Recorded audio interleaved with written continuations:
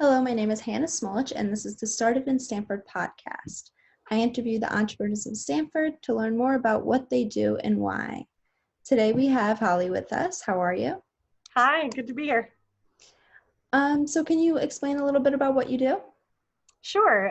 So my name is Holly Danger. I'm a video artist here in Stamford, Connecticut, as well as an experiential designer. And what that means is that I create art experiences, video installations, and live performances with video projection art.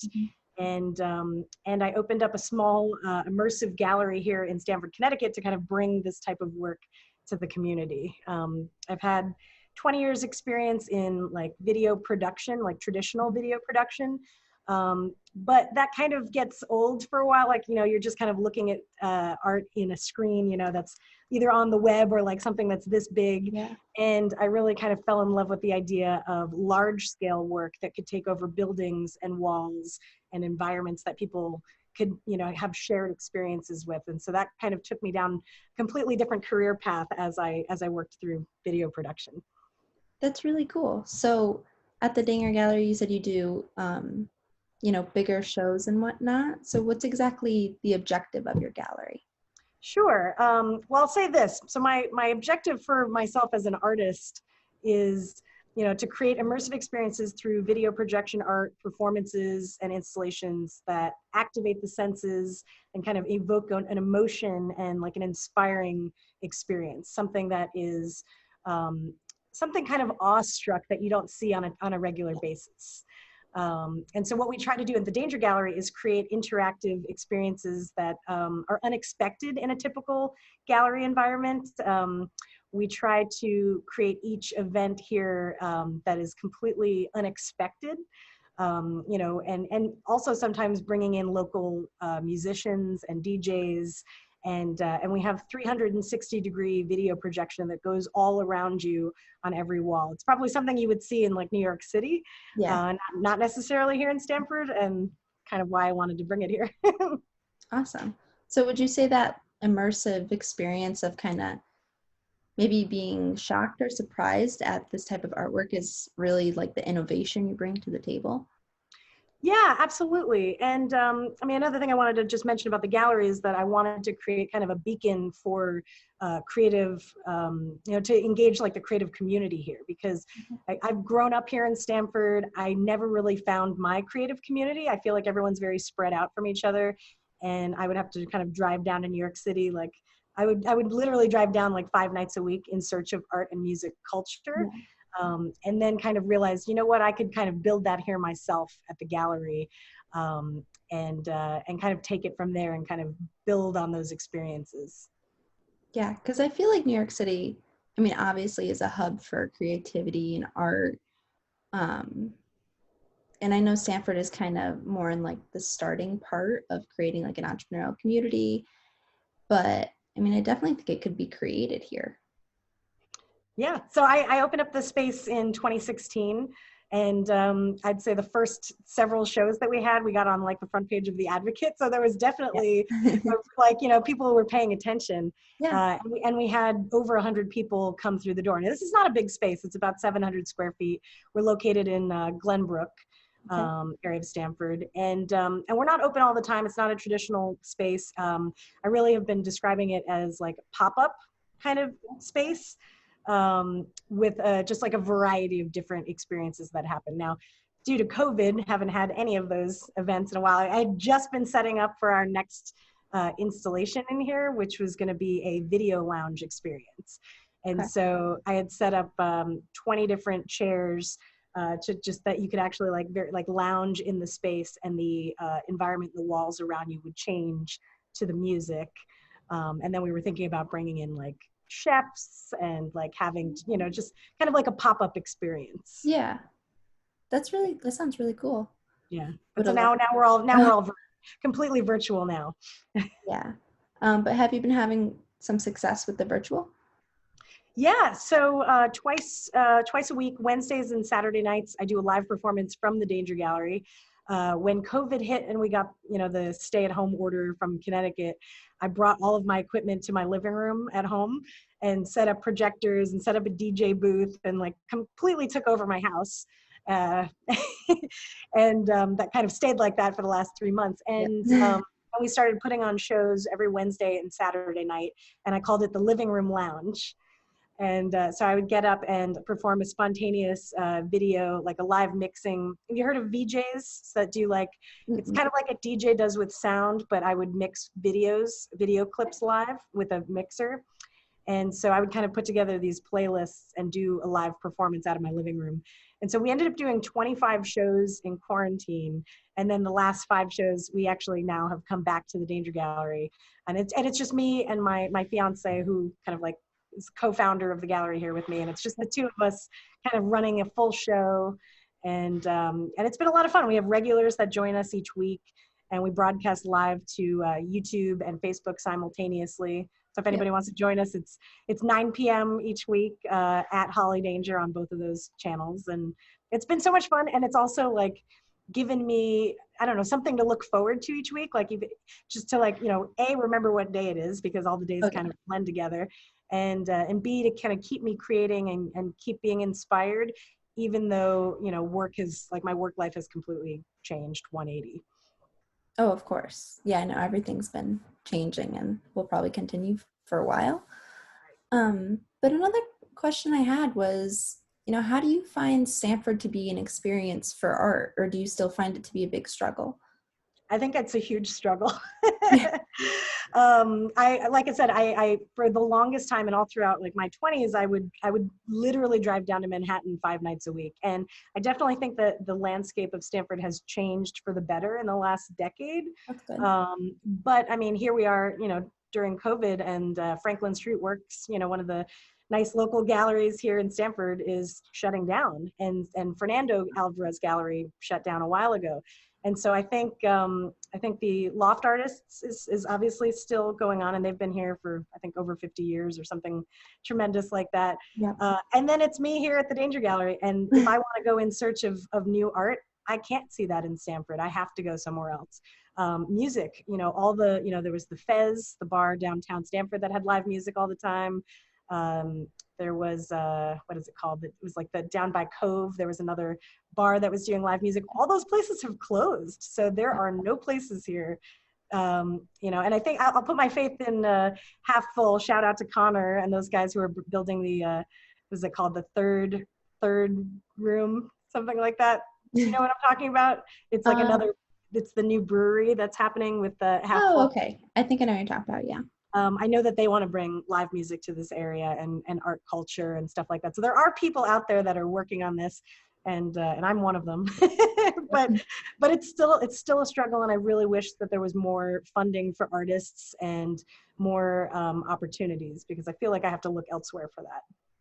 Yeah, that's tough. Yeah. But would you be interested in showing us a little bit about, just your artwork in general, or? Yeah, sure. I have a few images here I can pull in. Awesome. Okay. Yeah, because it would definitely be great to see, the artwork that you do. Okay, and I'm gonna launch this live. Okay, so Perfect. like I said, there are kind of 3 different areas that I work in: video, art installations, immersive environments, and performances. And what you see up on the screen here was one of my most recent projects through the last couple of months. The Greenwich Dance Studio called me to do an installation on the outside of their building, because they had to cancel their end of the year performance, and they still wanted to do something special for their students. So I paired up with an events company. Shout out to Seabass Events here in Stamford. They do all the uplighting, and they've been doing that all throughout COVID. And so what I do is the video projection art. So you can only kind of see it on the left side of the screen here. Yeah. But it's kind of like abstract design. My background is in graphic design. So it's kind of abstract artwork that kind of just like really adds a brightness and an energy to all sorts of things: buildings, walls, kind of anywhere that you can imagine. And so here's another example, like immersive environments where you're actually projecting into rooms, and you're completely surrounded by the visuals, and also in conjunction with music or sound, to kind of like be synchronized with the visuals that you're looking at. Mm-hmm. and then also live performance. So this is a little view of the Danger Gallery of me behind. It's kind of dark, but you can see it. Me behind the DJ booth there, with the projections surrounding me, and we've got lanterns hanging from the ceiling that you're able to cover with art. And so those are kind of like the 3 different areas that I focus on, that I do within the gallery, but I use the gallery as kind of a showcase space so that I can bring it out of the gallery, you know, and kind of educate people on how this type of work could be used for, you know, like product launches or special events or, you know, kickoffs. I've worked pretty closely with John Winkle, who created Stamford Innovation Week, and have done their kickoff performances for the last couple of years. So let's see. So this is what I mentioned earlier, my mission. And it really comes down to kind of creating a sensory experience. I really focus on feeling and emotion in the work that I do, you know, through scent and sound and mood. And, you know, so I could quickly kind of go through some of this stuff. This is one of my older projects, but it was here in Stamford during the Stamford Art Walk, projecting right outside of the Zaza restaurant and the landmark building there. What was great about this space is that it had this like little grassy knoll where people could bring chairs and picnic blankets and kind of sit back and watch as the art kind of unfolded on that building. And I also liked the space because cars could kind of go by as you were driving down towards Bedford Street, and you kind of see this illuminated on the side.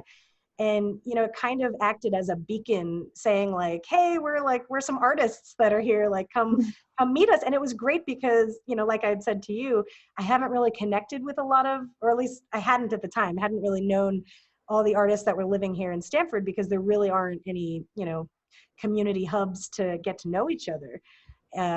And so this was kind of cool because people saw this from a distance and they all came out and were like, hey, what are you doing here? You know, like, I would love to learn more about this type of work. And it kind of started that conversation. Yeah, that's really cool. Yeah, and so here's some other ones. Like I said, I try to branch out of Stamford, you know, kind of like create the work here, test the work, and, you know, share it with the community, but then also offer it to other cities. So this was one that I'd done in Miami last year as an immersive environment space.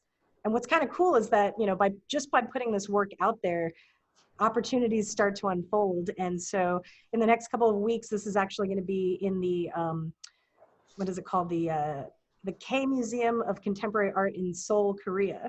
So it's actually going to be, you know, so again, like building it in Stamford, making it for an event in Miami, and then now it'll be taken out of the country and be an international exhibit. So it's kind of exciting to see the work grow and unfold.